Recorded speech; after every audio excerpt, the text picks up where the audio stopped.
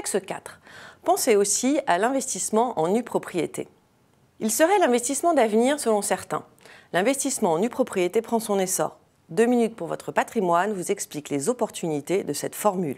Confidentielle il y a encore quelques années, l'acquisition en nue propriété semble trouver son public. Il faut dire que cette formule permet d'acheter un bien neuf à prix réduit avec jusqu'à 40% de décote. Alors comment ça marche ? Cette formule repose sur une technique juridique bien connue des familles dans le cadre d'une stratégie de transmission de patrimoine, le démembrement de propriété. Le bien immobilier va être acquis par 2 types d'investisseurs. Un investisseur institutionnel d'un côté, qui peut d'ailleurs être un bailleur social, et un particulier de l'autre. À l'institutionnel revient l'usufruit. Il se charge de louer le bien et d'en percevoir les loyers. Au particulier revient la nue propriété, un droit différé à la pleine propriété du bien. Quand ?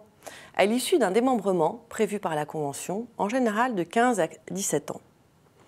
Alors, quel intérêt d'une telle opération ?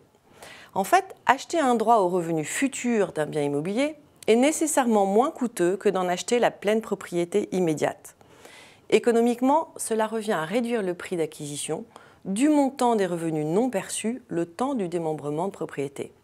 Un gain qui n'est d'ailleurs pas soumis à fiscalité. Au terme du démembrement, l'investisseur récupère automatiquement 100% de la valeur du bien sans mise de fonds supplémentaire. Alors, à qui s'adresse l'investissement en nue propriété ? Aux investisseurs qui ont des liquidités à placer sans besoin à court terme.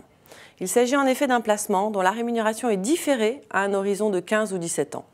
À ce titre, il constitue un excellent outil d'épargne retraite. Dans notre prochaine vidéo, nous passerons en revue les opportunités et contraintes de la location meublée.